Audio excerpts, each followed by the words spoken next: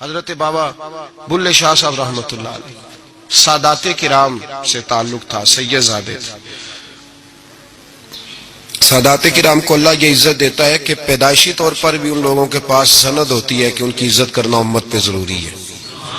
تیری نسل پاک میں ہے بچہ بچہ نور کا، تو ہے نے نور تیرا سب گھرانہ نور کا، یہ ان کو فضیلت ہوتی ہے۔ بابا صاحب فرماتے ہیں میرے پاس فضیلت تھی، عظمت تھی، میں سید زادہ تھا اور گیلانی سید غوث اعظم کی اولاد، لیکن آپ فرماتے ہیں مجھے پتا تھا کہ اندر سے میں خالی ہوں۔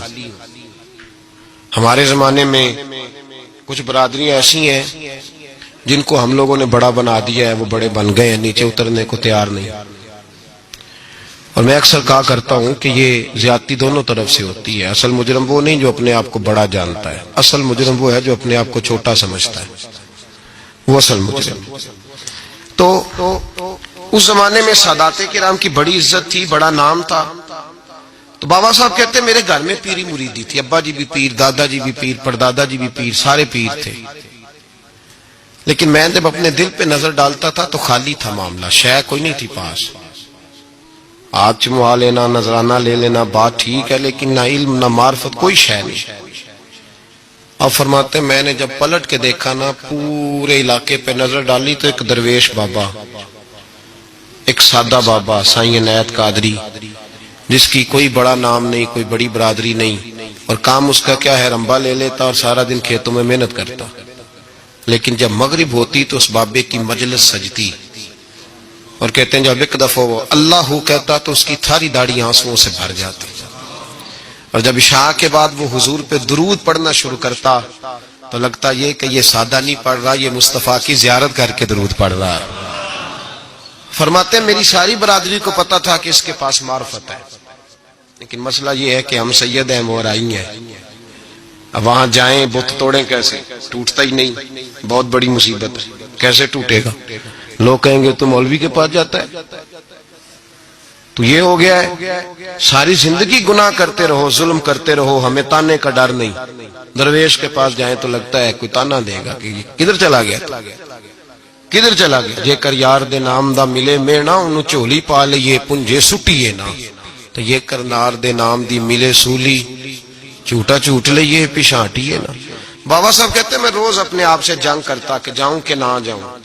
2 4 5 لوگوں سے میں نے مشورہ کیا تو کہنے لگے تو سیدوں کو بدنام کرے گا، اب تو سادات کو بدنام کرے گا کہ سید ہو کے کسی کے دروازے پہ جاتا ہے۔ بابا صاحب کہتے ہیں ایک دن لڑتے لڑتے میں تھک ہی گیا، میں چلا ہی گیا، میں نے کہا نہیں، اندر کا بت توڑوں گا تو بات بنے گی۔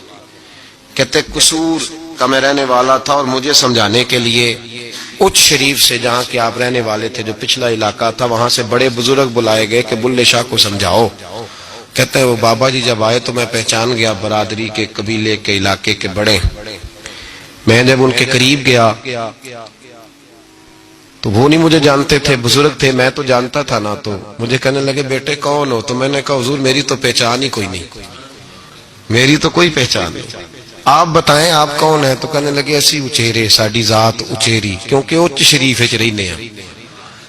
تو اب تو بتا، تو بابا صاحب کہنے لگے اسی قصوری تے ذات بھی قصوری، کیونکہ وچ قصور دے رہنے ہیں، وہ جو چھوٹے تو اپنا قصور مانتے ہیں۔